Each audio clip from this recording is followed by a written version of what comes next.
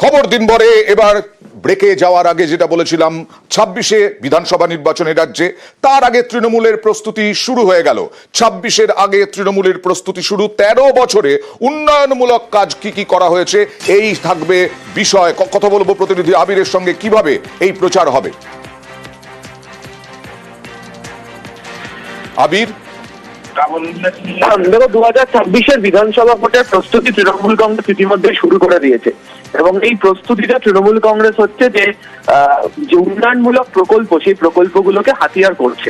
তো এই নিয়ে এর আগেও একাধিক নির্বাচনের ক্ষেত্রে দেখতে পাওয়া গিয়েছিল, যদি 2026-এর ক্ষেত্রে অন্য মোড়কে থেকে তৃণমূল কংগ্রেস নিয়ে আসছে এবং এই কারণেই হচ্ছে শোভনদেব চট্টোপাধ্যায় এবং ব্রাত্য বসু দুজনকে বিশেষ দায়িত্ব দেওয়া হলো।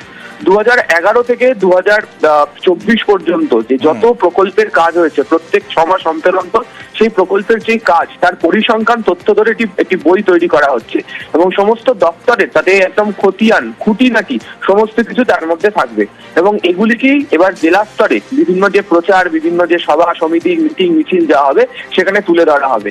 পরিসংখ্যান তুলে দিয়ে যাওয়ার সিদ্ধান্ত এই কারণেই নিয়ে যাওয়া হচ্ছে, তার কারণ হচ্ছে যে বিরোধী দলগুলো বারবার ধরে রাজ্যের শাসক দলকে বা সরকারকে তারা খোঁচা দেয় যে প্রকল্প করা হয়েছে, যদি প্রকল্পের সুবিধা কত শতাংশ মানুষ পাচ্ছেন তা জানা যায় না, বা প্রকল্প নিয়ে অনেক সময় যে বক্তব্য রাখা হচ্ছে সেই বক্তব্য যথাযথ নয়, এই কথা বারবার ধরে বলা হয়।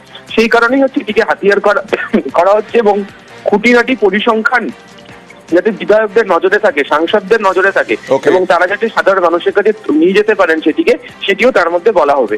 জানুয়ারি মাসের শুরু থেকে এই বই নিয়ে প্রচারে যাওয়ার সিদ্ধান্ত নেওয়া হয়েছে। বই তৈরির কাজ প্রায় শেষ, কিছুদিনের মধ্যেই এই বই প্রকাশও করতে চলেছে তৃণমূল কংগ্রেস।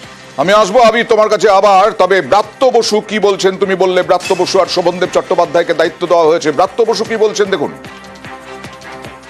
শোভনদা একটা ড্রাফট তৈরি করেছেন, ড্রাফটটি আমাকে দিয়েছেন। আমি এখন সে ড্রাফটের উপর মুসাবিদা করছি।